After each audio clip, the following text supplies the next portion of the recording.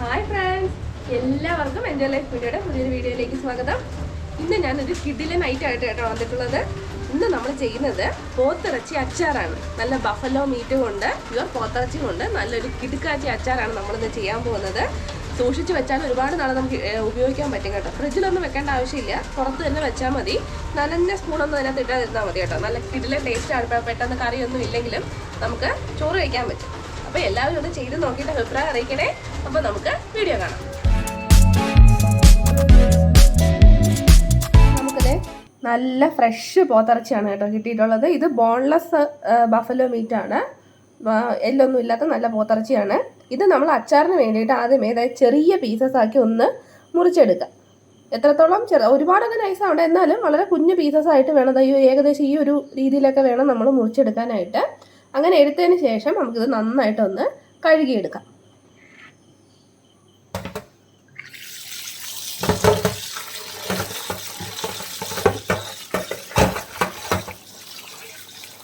ഇത് ഹോൾസ് ഉള്ള പാത്രമാണ്, അപ്പോൾ അതിനകത്തുനിന്ന് വെള്ളമൊക്കെ അങ്ങ് പൊക്കോളും.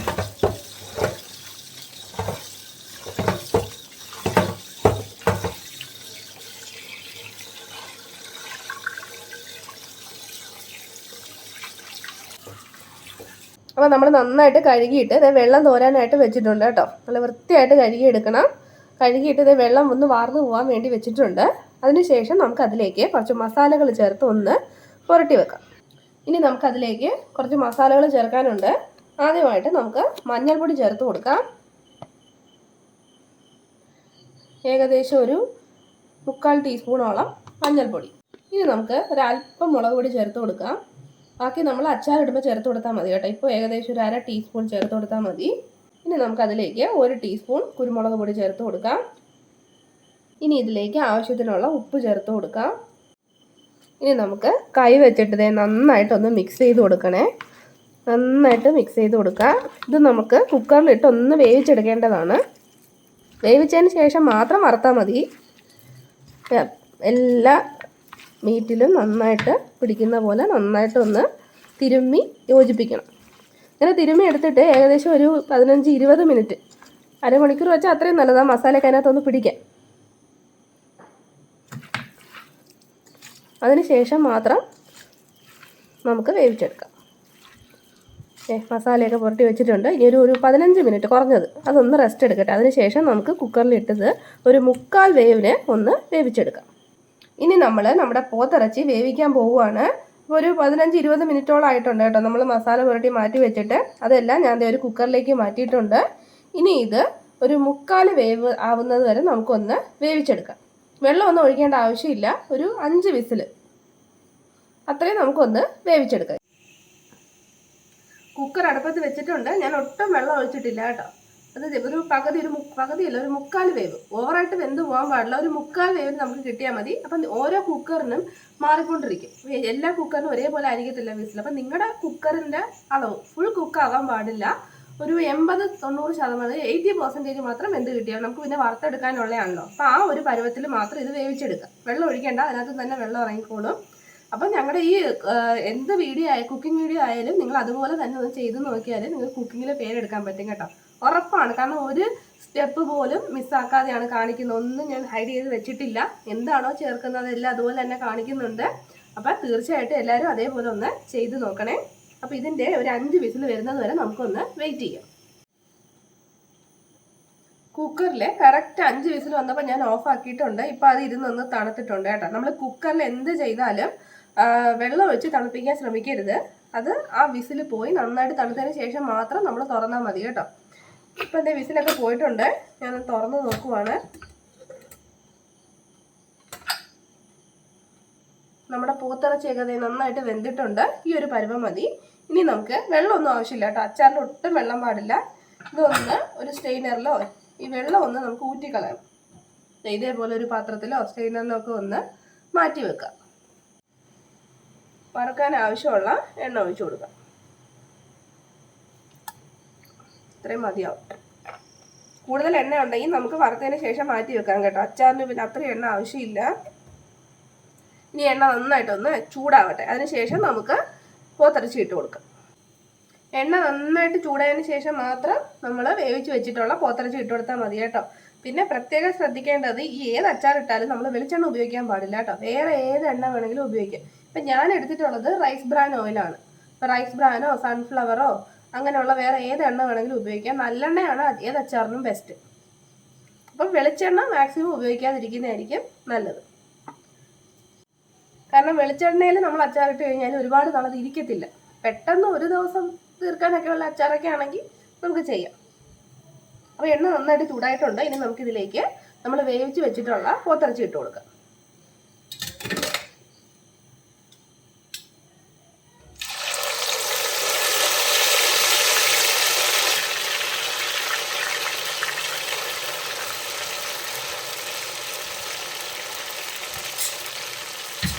ഇനി ഇത് നമുക്കൊന്ന് നന്നെന്ന് വെച്ചാൽ ഒരുപാട് അങ്ങ് എന്താ പറയുക മൊരിഞ്ഞു പോകരുത് കേട്ടോ. അല്ലെങ്കിൽ തന്നെ ഇത് വറുത്ത് കഴിഞ്ഞാൽ കുറച്ച് ഭയങ്കര കട്ടിയാവും. അപ്പം അത്രയും അങ്ങ് മൊരിക്കണ്ട.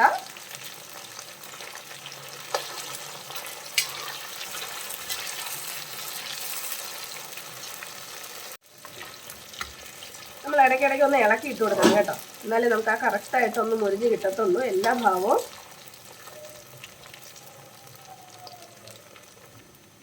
അപ്പം നമ്മുടെ പോത്തിറച്ചിയൊക്കെ നന്നായിട്ട് മൂത്ത് വന്നിട്ടുണ്ട്. ഒരുപാട് അങ്ങ് മൂപ്പിക്കാൻ നിൽക്കരുത് കേട്ടോ. അത് ഭയങ്കരമായിട്ട് കട്ടിയായി പോകും. ചേർന്നൊരു ടേസ്റ്റ് ഉണ്ടാവില്ല. ഈ ഒരു പരുവാകുമ്പോഴത്തേക്ക് നമുക്ക് കോരിയെടുക്കാം.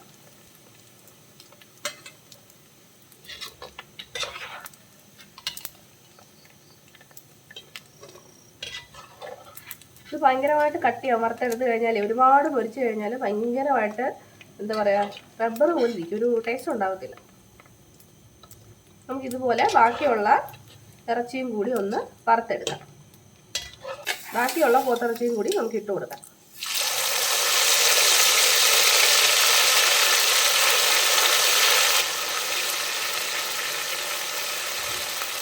ഇനി കുറച്ച് പോത്തിറച്ചി കൂടെ ബാക്കിയുണ്ട് കേട്ടോ. അതും കൂടി ഞാൻ വറുത്ത് വരാൻ പോവുകയാണ്.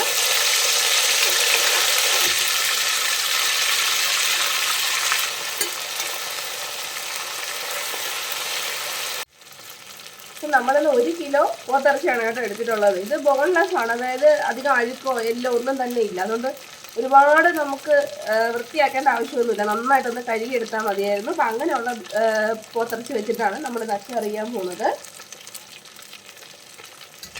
ഇതും കൂടെ ഉള്ളൂ. ഇതും കൂടി ഒന്ന് വറുത്തെടുത്തിട്ട് നമുക്ക് അച്ചാറിൻ്റെ പരിപാടിയിലോട്ട് ചെയ്യാം. നമ്മുടെ പോത്തിറച്ചി എല്ലാം ഇതുപോലെ നമ്മൾ വറുത്ത് കോരിയിട്ടുണ്ട്. ഇനി നമുക്കിത് അച്ചാറിടാം. അപ്പം നമ്മളിനി അച്ചാറിടാൻ പോവുകയാണ്.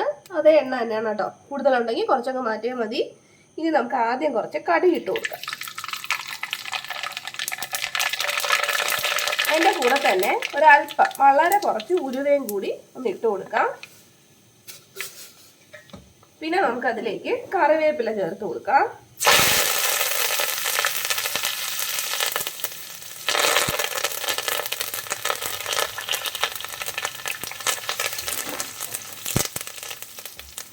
എല്ലാം ഒന്ന് മൊരിഞ്ഞ് വരട്ടെ. കറിവേപ്പിലേക്ക് ഒന്ന് മൊരിഞ്ഞ് വരട്ടെ. കണ്ടോ, അത് പെട്ടെന്ന് അങ്ങ് മൊരിഞ്ഞു പോകും. ഇനി അതിലേക്ക് നമുക്ക് വേണ്ടത് പച്ചമുളകാണ്.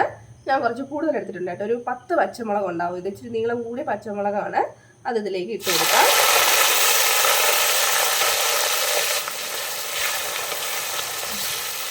അത് നന്നായിട്ട് നമുക്കൊന്ന് മുരിച്ചെടുക്കാം. അതിനകത്ത് ഒട്ടും തന്നെ വെള്ളത്തിൻ്റെ അളവുണ്ടാവാൻ പാടില്ല കേട്ടോ. ഈ അച്ചാറിൽ നമ്മൾ ചേർക്കുന്ന ഏത് സാധനമായാലും ഒട്ടും തന്നെ ജലാംശം ഇല്ലാതെ നന്നായിട്ട് ഒന്ന് മുരിച്ചെടുക്കണം. എന്നാലേ നമ്മുടെ അച്ചാർ കുറേ നാൾ ഇരിക്കത്തുള്ളൂ, ഒരു ടേസ്റ്റും ഉണ്ടാവുള്ളൂ. അപ്പോൾ നമ്മൾ വറുത്തതിന് ശേഷം അച്ചാർ ഉണ്ടാക്കുന്ന ഈ പരിപാടി മൊത്തം ഒരു ലോ ഫ്ലെയിം, ഒരു മീഡിയം ടു ലോ ഫ്ലെയിമിൽ ചെയ്താൽ മതി. ഇതിന് ഹൈ ഫ്ലെയിമിൻ്റെ ആവശ്യമൊന്നുമില്ല. ഈ പച്ചമുളക് നന്നായിട്ടൊന്ന് മുരിഞ്ഞ് വരട്ടെ. നമ്മുടെ പച്ചമുളകൊക്കെ നന്നായിട്ട് മുരിഞ്ഞിട്ടുണ്ട്. ഇങ്ങനെ പൊള്ളി വരും നന്നായിട്ട് മൊരിയുന്ന സമയത്ത്. അതാണ് നമ്മുടെ പരുവം. ഇനി ഇതിലേക്ക് നമുക്ക് ഇഞ്ചിയും വെളുത്തുള്ളിയും ചേർത്ത് കൊടുക്കാം. വെളുത്തുള്ളി കുറച്ച് കൂടുതൽ എടുത്തിട്ടുണ്ട് കേട്ടോ. ബീഫൊക്കെ അല്ലേ, ഇപ്പം നമ്മുടെ എന്താ പറയുക വയറ്റൊക്കെ നല്ലതാണ് കുറച്ച് വെളുത്തുള്ളിയൊക്കെ കൂടുതൽ ചേർക്കുന്നത്. ആ വെളുത്തുള്ളിയും ഇഞ്ചിയും ചേർത്ത് കൊടുക്കാം. ചെറുതായിട്ട് അരിഞ്ഞ ഇഞ്ചിയും നമ്മളെ തൊലി കളഞ്ഞ വെളുത്തുള്ളി.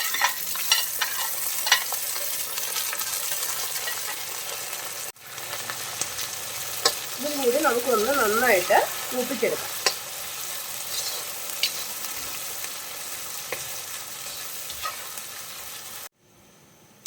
നമ്മുടെ വെളുത്തുള്ളിയും ഇഞ്ചിയും എല്ലാം നന്നായിട്ട് മൂത്ത് വന്നിട്ടുണ്ട് കേട്ടോ.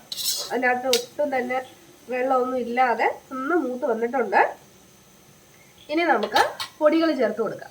പൊടികൾ ചേർക്കുമ്പം ഒന്നുകിൽ ഇത് ഏറ്റവും ലോ ഫ്ലെയിമിൽ വെക്കുക, അല്ലെങ്കിൽ ഫ്ലെയിം ഓഫ് ചെയ്തിട്ട് പൊടികളിട്ട് മൂപ്പിച്ചതിന് ശേഷം മാത്രം ഓൺ ചെയ്ത് കൊടുക്കുക.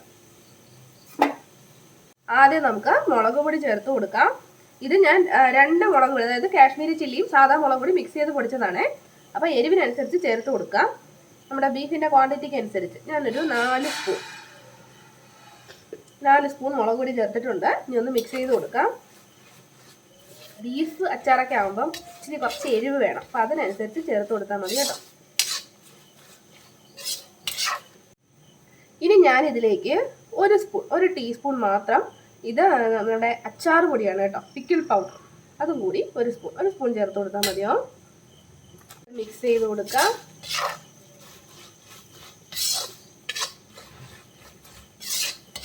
നന്നായിട്ട് മിക്സ് ചെയ്ത് കൊടുക്കാം.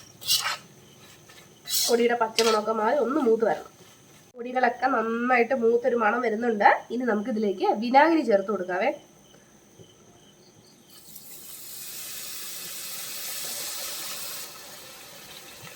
മതിയാവും. വിനാഗിരി ഒരുപാട് ചേർക്കണ്ട, ഭയങ്കര പുളിയായിരിക്കും കേട്ടോ. പിന്നെ അതിൻ്റെ കൂടെ വേണമെങ്കിൽ നമുക്ക് കുറച്ച് വെള്ളം കൂടി ചേർത്ത് കൊടുക്കാം. വിനാഗിരി മാത്രം മതിയെങ്കിൽ അങ്ങനെ, പക്ഷെ പുളി ചിലപ്പോൾ ഒന്ന് കൂടിപ്പോവും.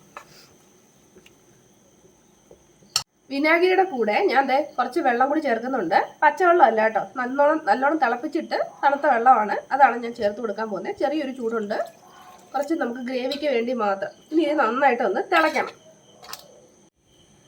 ഇനി ഈ ഗ്രേവിക്ക് ആവശ്യത്തിനുള്ള ഉപ്പിട്ട് കൊടുക്കാം. അച്ചാറല്ലേ, കുറച്ചൊരു ഉപ്പ് കൂടുതൽ വേണം.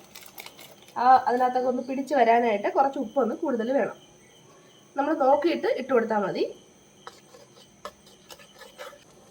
ഗ്രേവി തിളയ്ക്കാൻ തുടങ്ങിയിട്ടുണ്ട്. നന്നായിട്ട് തിളയ്ക്കട്ടെ. ഉപ്പൊക്കെ ഒന്ന് നോക്കിക്കോണം കേട്ടോ, കറക്റ്റ് ആണോ, അല്ലെങ്കിൽ ഈ സമയത്ത് ചേർത്ത് കൊടുക്കണം. അപ്പോൾ വിനാഗിരി ഒഴിച്ച് കഴിഞ്ഞാൽ പിന്നെ നമുക്ക് ഫ്ലെയിം ഒന്ന് കൂട്ടി കൊടുക്കാം. കാരണം ഇത് നന്നായിട്ടൊന്ന് തിളയ്ക്കണം. വിനാഗിരി നന്നായിട്ടൊന്ന് തിളച്ച് വരണം. അപ്പോൾ അതിന് വേണ്ടിയിട്ട് നമുക്ക് ഫ്ലെയിം ഒന്ന് കൂട്ടി വെച്ച് കൊടുക്കാം. അപ്പോൾ ഉപ്പൊക്കെ പാകത്തിനുണ്ട്, നന്നായിട്ട് തിളച്ചിട്ടുണ്ട്. ഇനി നമുക്കിതിലേക്ക് നമ്മൾ വറുത്ത് വെച്ചിട്ടുള്ള പോത്തിറച്ചി ചേർത്ത് കൊടുക്കാം.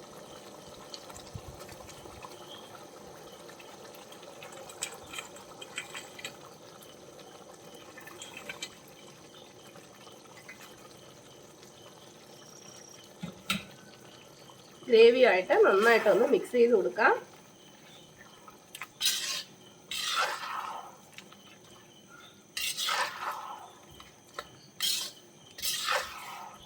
ഇത് ഉണ്ടാക്കി ഉടനെ ഉപയോഗിക്കരുത് കേട്ടോ. അച്ചാറൊക്കെ ഇട്ട് കഴിഞ്ഞാൽ കുറച്ച് സമയം ഒന്ന് ഇരിക്കണം. വേണമെങ്കിൽ തലേന്ന് ഇട്ട് വെച്ചിട്ട് പിറ്റേന്ന് എടുത്താലും മതി. ആ തണുത്ത് ഈ മസാലയും ഉപ്പും പുളിയൊക്കെ ആ ഇറച്ചിയിലോ നമ്മൾ അച്ചാറിടുന്ന എന്ത് സാധനത്തിലായിട്ട് ഒന്ന് പിടിച്ച് വന്നാലേ അച്ചാറിനൊരു ടേസ്റ്റ് ഉണ്ടാവുള്ളൂ. ഇനി ഒരു 5 മിനിറ്റ് ഇതിനകത്ത് കിടന്നൊന്ന് തിളക്കട്ടെ. ആ ഉപ്പും പുളിയൊക്കെ കറക്റ്റായിട്ട് അതിനകത്തൊന്ന് പിടിക്കാനായിട്ട്. നമുക്ക് അതിന് മുമ്പ് ഇതിലേക്ക് ഒരല്പം മഞ്ഞൾപ്പൊടി കൂടി ചേർത്ത് കൊടുക്കാം. ഒരു ലേശം, ഒരു 1/4 ടീസ്പൂൺ മഞ്ഞൾപ്പൊടി, അതും കൂടി ചേർത്തിട്ട് ഒന്ന് മിക്സ് ചെയ്ത് കൊടുക്കാം. അപ്പം നമ്മുടെ പോത്തച്ചാർ ഏകദേശമൊക്കെ തയ്യാറായിട്ടുണ്ട്. നല്ലൊരു സ്മെല്ല് വരുന്നുണ്ട് കേട്ടോ, നല്ല ടേസ്റ്റാണ്. ഞാൻ പോത്തിറച്ചിന്ന് തന്നെ എടുത്ത് പറയാൻ കാരണം ഇത് പ്യുവർ പോത്തിൻ്റെ ഇറച്ചിയാണ് കേട്ടോ. നമ്മൾ ബീഫ് എന്ന് പറയുമ്പം അതിനകത്ത് കാളയോ പശുവും എരുമയൊക്കെ വരുമല്ലോ. ഇത് പ്യുവർ പോത്തിൻ്റെ ഇറച്ചി ആയതുകൊണ്ടാണ് പോത്തിറച്ചി എന്ന് തന്നെ പറഞ്ഞത്. ഒരുപാട് ഇട്ടങ്ങ് ഡ്രൈ ആക്കണ്ട, കാരണം കുറച്ച് നേരം നമ്മൾ ഓഫ് ചെയ്ത് വെച്ചാലും കുറച്ച് നേരം അത് ഇരുന്നൊന്ന് കുറുകി വരും. ഒരുപാട് ഡ്രൈ ആവണമെന്നുണ്ടെങ്കിൽ അങ്ങനെ, അല്ലെങ്കിൽ കുറച്ച് ഗ്രേവി പരുവത്തിനാണെങ്കിൽ ഈ ഒരു സമയത്ത് നമുക്ക് ഓഫാക്കി കൊടുക്കാം. അച്ചാർ തയ്യാറായിട്ടുണ്ട്. എണ്ണയൊക്കെ നന്നായിട്ട് തെളിഞ്ഞ് വരാൻ തുടങ്ങിയിട്ടുണ്ട്. ഇനി നമുക്ക് ഫ്ലെയിം ഓഫ് ചെയ്യാം.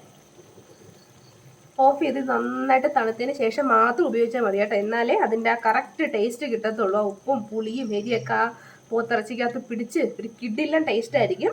ഈ രീതിയിൽ തന്നെ നിങ്ങൾ ചെയ്ത് നോക്കിയാൽ ഞാൻ 100% ഉറപ്പ് പറയുകയാണ്, കിഡിലനായിരിക്കും. നിങ്ങൾക്ക് കുക്കിംഗ് അറിഞ്ഞുകൂടാത്തൊന്നും പ്രശ്നമല്ല. ഈ രീതിയിൽ ധൈര്യമായിട്ട് ചെയ്തോളൂ. അപ്പോൾ വീഡിയോ എന്തായാലും കണ്ടല്ലോ, ഇഷ്ടപ്പെട്ട് കാണുമെന്ന് വിശ്വസിക്കുന്നു. ഇഷ്ടപ്പെട്ടാൽ തീർച്ചയായിട്ടും ചാനൽ സബ്സ്ക്രൈബ് ചെയ്യുക. നിങ്ങളുടെ ഫ്രണ്ട്സിനൊക്കെ ഒന്ന് ഷെയർ ചെയ്ത് കൊടുക്കുക. നിങ്ങളുടെ സപ്പോർട്ട് ഉണ്ടെങ്കിൽ മാത്രമേ ഞങ്ങൾക്ക് ഇനിയും വീഡിയോസൊക്കെ അപ്ലോഡ് ചെയ്യാൻ പറ്റത്തുള്ളൂ. അപ്പോൾ പുതിയൊരു വീഡിയോയിൽ നമുക്ക് വീണ്ടും കാണാം. അതുവരെ ബൈ ബൈ.